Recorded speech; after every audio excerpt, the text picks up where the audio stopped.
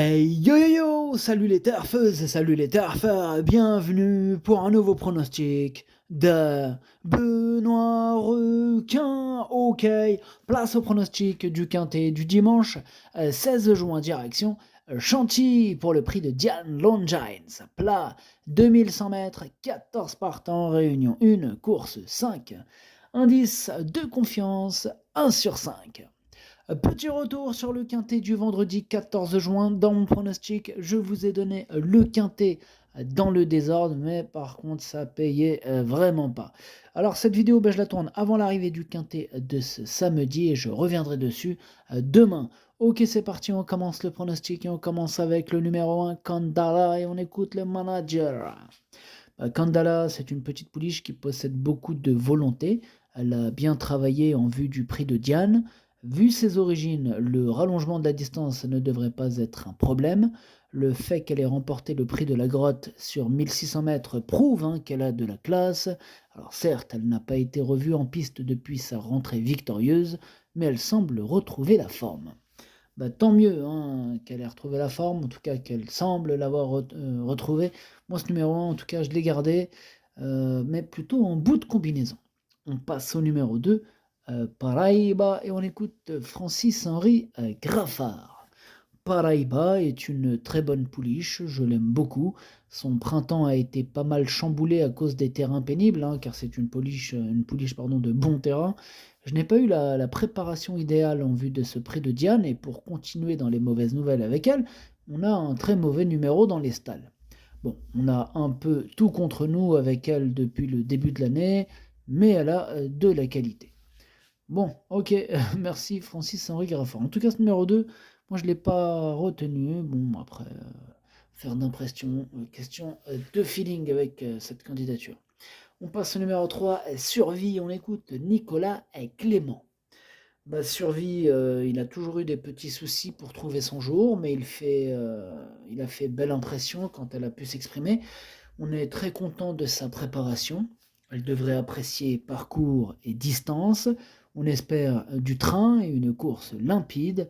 Elle est sur la montante et on pense qu'elle peut nous faire plaisir. Ok, merci Nicolas. Bon, ce numéro 3, sachez que c'est lui mon gros regret. C'est lui mon cheval de complément en cas de non partant. Donc attention, possible cassage en vue. On enchaîne avec le numéro 4, Sparkling Plenty. On écoute Patrice Cotier. Alors, Sparkling Plenty, il court de façon rapprochée, mais je pense qu'elle est encore mieux que lors de sa victoire dans le prix de Sandringham. Alors, Christiane Demuro étant blessée, elle sera associée à Tony Picon. En tout cas, tout va bien pour la pouliche et je la pense capable de réaliser une performance de choix. Bon, l'entraîneur est confiant, ça tombe bien, moi aussi, il me plaît bien ce numéro 4, je l'ai mis 6ème. On passe au numéro 5, Danse Séquence, et on écoute Charlie Appleby. Danse Séquence nous donne tous les signes qu'elle a bien récupéré de ses efforts. Revenir sur plus court va l'avantager. Elle aura les œillères australiennes pour l'aider à se concentrer. Si elle peut reproduire la même performance des Oaks, elle sera très compétitive. Passe numéro 5, c'est tout simplement lui mon préféré. Donc je l'ai bien sûr installé en tête. On passe au numéro 6, Rock and Swing, et on écoute le manager. Rock and Swing ne s'est pas si mal comportée dans la poule d'essai. Elle n'avait pas un bon numéro à la corde, mais elle a terminé en avançant, ce qui nous confirme qu'elle peut être rallongée et qu'on peut continuer à la courir à un bon niveau.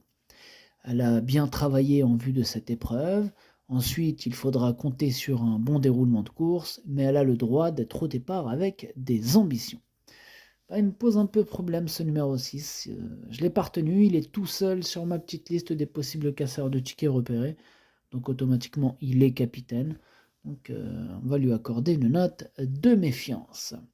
On passe au numéro 7, c'est l'équilibriste. On écoute Tim Dunworth. Bonjour Tim. Bonjour.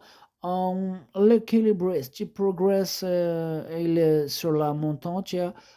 Dimanche, nous n'avons pas de pression. No pressure. On est là en position d'outsider. Mais outsider, et elle sera donc à l'affût de la moindre défaillance. Ok.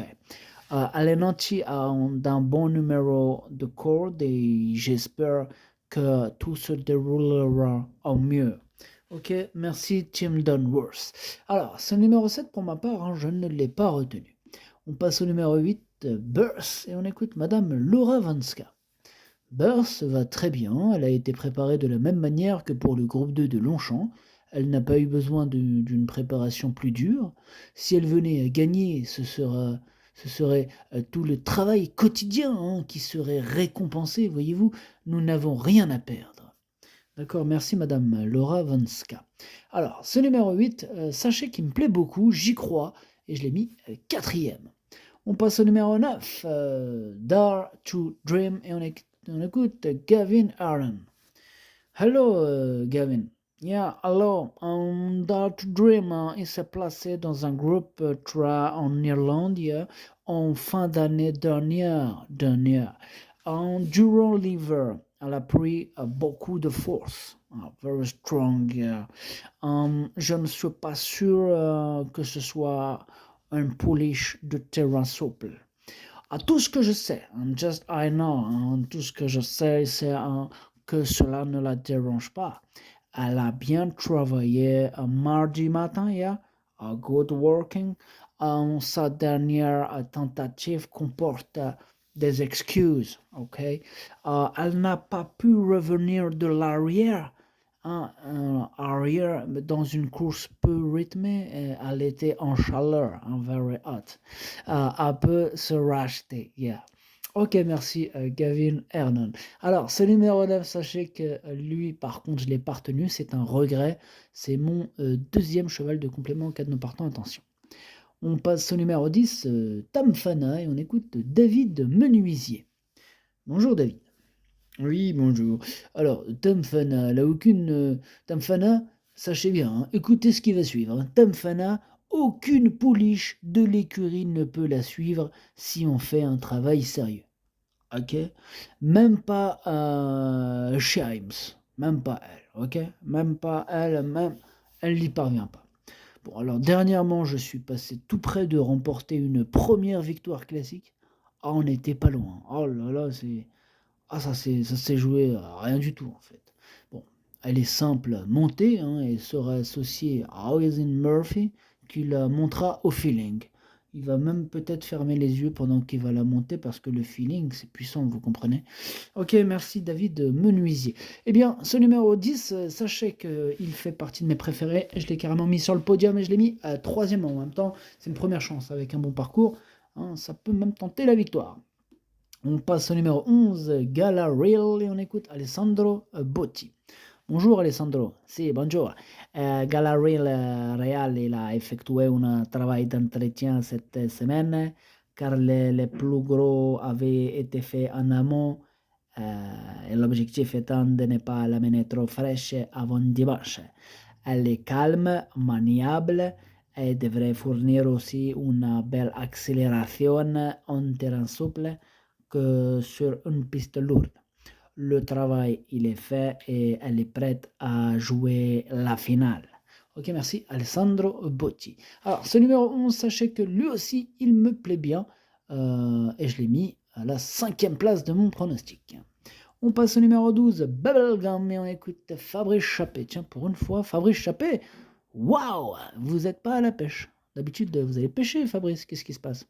Oui, mais attendez, aujourd'hui c'est le prix de Diane, donc aujourd'hui je descends du bateau. Bah, c'est super ça, Fabrice. Attends, c'est rare, hein. Il manquerait plus que Captain Diane Barbaro. Il est où, Captain Diane Barbaro? Vous avez des nouvelles? Ah, bah, lui, par contre, il est sur le bateau. D'accord, ok. Bon, bah, Fabrice Chappé, hein, c'est rare de vous entendre. Hein. Sinon, toute l'année, vous, c'est la mer, hein, c'est ça? Oui, oui, toute l'année, c'est le bateau avec mes amis, on s'éclate. Hein.